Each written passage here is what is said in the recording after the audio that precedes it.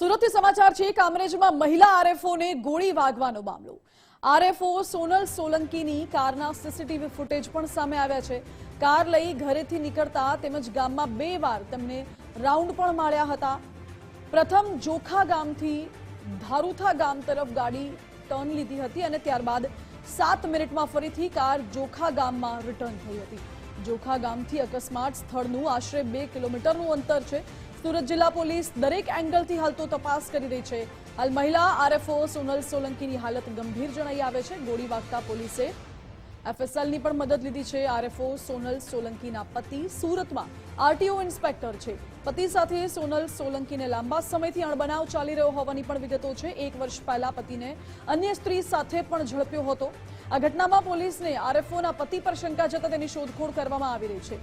ફાયરિંગની ઘટના બાદથી આરએફઓના પતિનો ફોન પણ સ્વિચ ઓફ આવી રહ્યો છે। એલસીબી એસઓજી સહિતની ટીમ અલગ અલગ દિશામાં તપાસ કરી રહી છે।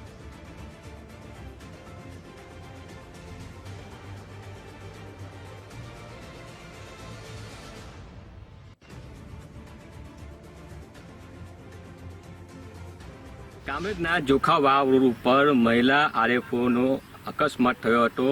ગત રોજ આ અકસ્માત થયો હતો ત્યારે આ અકસ્માતમાં મહિલા આરએફઓ સોનલબેન સોલંકીને ગંભીર ઇજાઓ થઈ હતી। આ સમગ્ર ઘટનાને લઈને સ્થાનિક લોકો દ્વારા તેમને સારવાર અર્થે કામરેજની દિનબંધુ હોસ્પિટલ ખસેડવામાં આવ્યા હતા। ત્યારબાદ તેઓ વધુ ઇજાગ્રસ્ત જણાતા તેમને સારવાર અર્થે સુરત લઈ જવામાં આવ્યા હતા।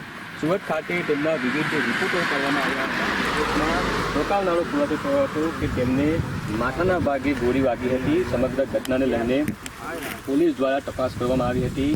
માથામાં ગોળી વાગવાને લઈને પોલીસ પણ દોડતી થઈ હતી। ક્યાંક ને ક્યાંક કોઈ ઇસમો દ્વારા તેમને ગોળી મારવામાં આવી હતી। મહત્વનું છે કે તેઓ વહેલી સવારે તેમના બાળકને સ્કૂલે મૂકવા જઈ રહ્યા હતા। તે સમય દરમિયાન જોખાથી વાવ જતા માર્ગ ઉપર કોઈ ઇસમ દ્વારા તેમને ગોળી મારવામાં આવી હતી। તેના કારણે તેમને ગંભીર ઇજાઓ થઈ હતી। હાલ તેમની જે તબિયત છે તે નાદુરસ્ત છે। તેમને 48 કલાક માટે ઓબ્ઝર્વેશનમાં રાખવામાં આવી હતી। હાલ ડૉક્ટર બતાવવાનો પ્રયાસ કરીશ।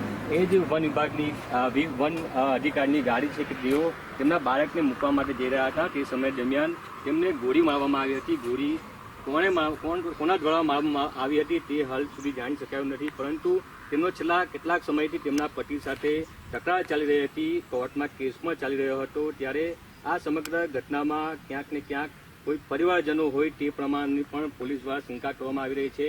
આ સમગ્ર ઘટનાને લઈને 2 દિવસ પહેલા જ જે મહિલા આરએફઓ છે તેમના દ્વારા કામરેજ પોલીસ મથકમાં ફરિયાદ નોંધાવવામાં આવી હતી। તેમની કારમાં કોઈ ઇસમ દ્વારા જીપીએસ લગાવવામાં આવ્યું હતું, તે પ્રમાણેની ફરિયાદ છે તે પણ કામરેજ પોલીસ સ્ટેશનમાં